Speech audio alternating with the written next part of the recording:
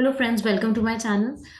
अब मैं आप लोगों के लिए जीएसटी 9 एंड 9C की सीरीज लेकर आऊंगी। सबसे पहले हम इंस्ट्रक्शन से रिलेटेड देखेंगे कि इंस्ट्रक्शन क्या है to fill GST 9 for financial year 21-22। तो आइए मैं फटाफट आपको इंस्ट्रक्शंस बता देती हूँ। फॉर्म जीएसटी 9 एनुअल रिटर्न की फॉर्मेटिंग दी गई है इंस्ट्रक्शंस में। इंस्ट्रक्शन आपको कहाँ मिलेगा? इंस्ट्रक्शन आपको CBIC की साइट पे जीएसटी, वहाँ एक्ट्स रूल है। रूल में आप जब देखेंगे तो आपको रूल 80 जो कि एनुअल रिटर्न से रिलेटेड है, वहां पर आपको जीएसटी 9, 9A, 9C से रिलेटेड सारे रूल्स मिल जाएंगे। वहीं पर फॉर्म भी है। तो जब आप फॉर्म देखेंगे तो फॉर्म का पार्ट 1 और पार्ट 2 है। पार्ट 1 में डिटेल्स है। पार्ट 2 में details of outward and inward supply made during the financial year है। ये मैं इसलिए आपको बता रही हूँ क्योंकि जब तक आप बेसिक से नहीं देखेंगे जीएसटी 9 क्या है, तो आप उसको करेक्टली फिल नहीं कर पाएंगे। इसलिए फटाफट बेसिक को मैं क्लियर कर लूँ। पार्ट 2 मैंने आपको जैसे बताया, इसके आउटवर्ड एंड इनवर्ड सप्लाई की डिटेल हमें बतानी रहती है। उसमें भी फर्दर है 4, 5, 6 पॉइंट्स। तो 4 में है detail of advances, inward and outward supply made during the financial year on which tax is payable. उसको फर्दर बाइफरकेट करा गया है। एडवांसेस में आपने कितना टैक्स पे किया है, इनवर्ट में आपने कितना किया है, आउटवर्ड सप्लाई में आपने कितना पे किया है। एडवांसेस मतलब कि अभी तो एडवांस आपको रिसीव हुआ है, पर आपने उस एडवांस के बेसिस पे टैक्स जमा कर दिया है, अभी इनवॉइस इशू नहीं किया हुआ है। जब इनवॉइस इशू हो जाएगा तो वो आउटवर्ड सप्लाई की डेफिनेशन में फॉल कर जाएगा। इस पे भी further B2C, B2B, SEZ, export, deemed export, advances, inward supply on which tax is to be paid on reverse charge basis, RCM से रिलेटेड आपको डिटेल्स भी 4th पॉइंट में ही बताना है। अब जो हमने अभी B2B, B2C, SEZ, deem export, advances, इन सब से रिलेशन में जो बात करी है, उसी से रिलेटेड आपके क्रेडिट नोट्स और डेबिट नोट की इंफॉर्मेशन भी यहीं आएगी। या आपने कोई अमेंडमेंट्स किया है, कुछ टैक्स डिक्लेयर किया है या रिड्यूस किया है, ये सारी चीजें आपको फर्दर बतानी पड़ेगी। तो ये कॉलम्स है। वैसे ही 5th कॉलम है detail of outward supply made during the financial year on which tax is not payable. Not payable कौन कौन से होंगे? एग्जेम्प्टेड, जीरो रेटेड सप्लाई या नॉन जीएसटीएबल, निल रेटेड, ये सारी चीजें आपको यहाँ बतानी है।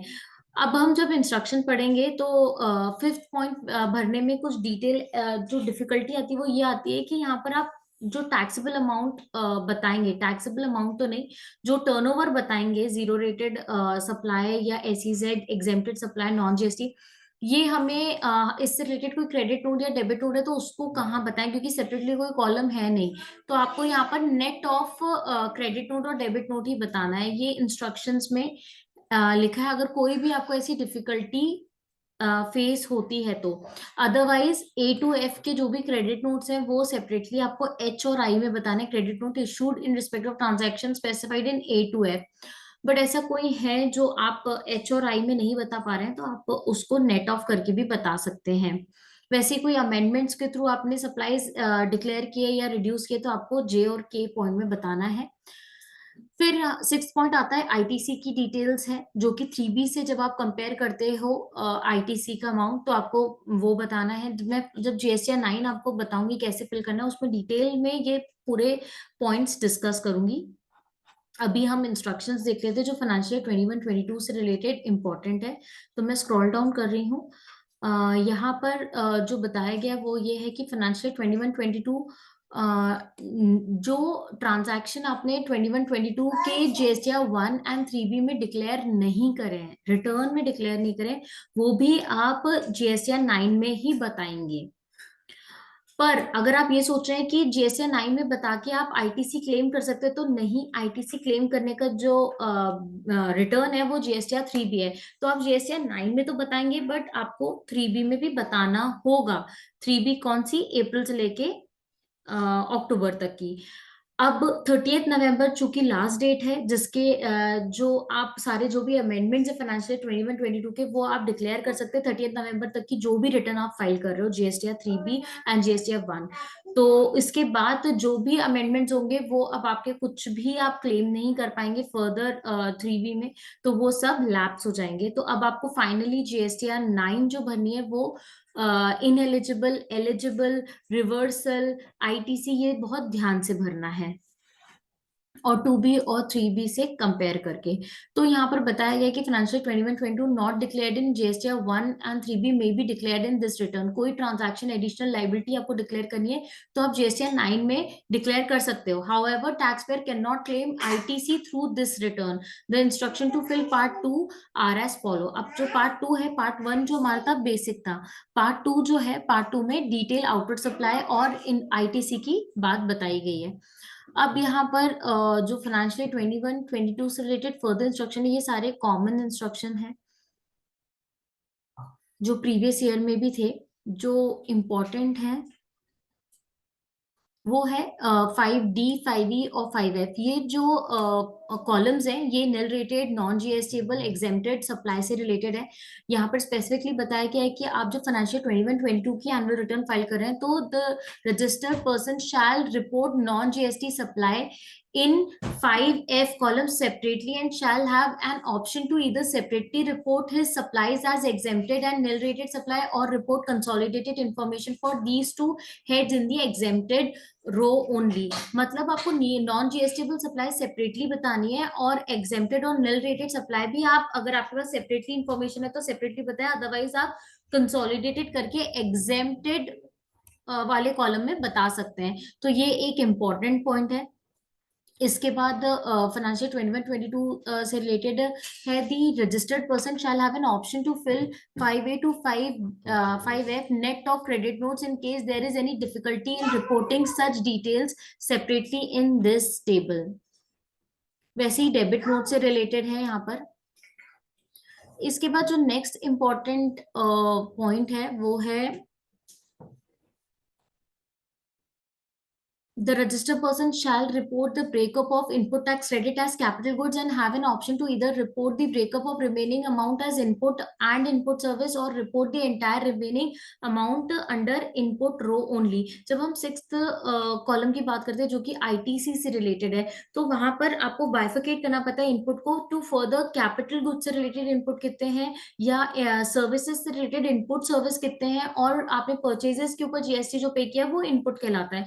तो ये 3 कॉलम्स में आपको बाइफरकेट करना है। बट इसमें ये बताया कि आप कैपिटल गुड्स का तो आपको सेपरेटली करना ही करना है कि कैपिटल गुड्स से रिलेटेड कितना ITC है, और बाकी सर्विस और गुड्स से रिलेटेड आप एक ही कॉलम में भी डाल सकते हैं इनपुट में। अदरवाइज आपके पास बाइफिकेशन है तो आप सेपरेटली डिस्क्लोज करें।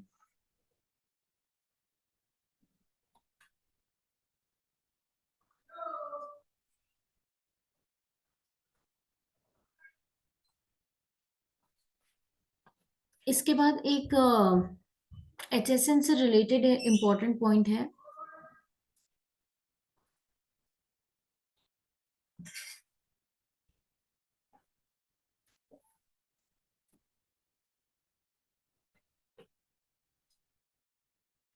यहाँ पर जो 10th और 11th टेबल है GSTR 9 में, जो कि टर्नओवर जब हम नेक्स्ट फाइनेंशियल ईयर की रिटर्न्स में बताते हैं अप्रैल से लेके अक्टूबर तक की, उसके बारे में डिक्लेरेशन का भी यहाँ पर उन्होंने चेंज कर दिया। फाइनेंशियल 21-22 में डिटेल्स ऑफ एडिशंस और amendments to any supplies already declared in the return of the previous financial year, but such amendments were furnished in table 9A, 9B and 9C of form GSTR 1 of April 22 to October 22। अब अप्रैल से अक्टूबर 22 की जो भी आपने turnover disclose करा होगा वो आपको 10 और 11 में बताना होगा। इसको मैं डिटेल में और प्रैक्टिकली कवर करूंगी GSTR 9 वाले सेक्शन में। HSN से रिलेटेड उनने आउटवर्ड सप्लाई के जो HSN समरी है वो आपको मैंडेटली डिस्क्लोज करनी है। इनवर्ड सप्लाई की अभी भी ऑप्शनल है। तो जो सप्लाई आप आउटवर्ड सप्लाई करेंगे, क्योंकि GSTR 1 में आप हर महीने बता ही रहे हैं HSN समरी, तो आप वहां से भी वो फिगर्स ले सकते हैं और GSTR 9 में HSN summary for outward supply दे सकते हैं। इनवर्ट सप्लाई के लिए अभी भी ऑप्शनल है, तो अगर आपके पास रेडीली अवेलेबल है इंफॉर्मेशन तो आप डालिए, अदरवाइज आप स्किप कर सकते हैं, वो ऑप्शनल है। तो this is the important instruction जो जब आप जीएसटीआर 9 फिल कर रहे हो तो आपको ये पता होना चाहिए। अब मैं आपको नेक्स्ट वीडियो में जीएसटीआर 9 प्रैक्टिकली कैसे आप कैलकुलेशन करें और फिर फिल करें, ये सब बताऊंगी। तो तब तक के लिए मेरे वीडियो को लाइक करें, चैनल को सब्सक्राइब करें।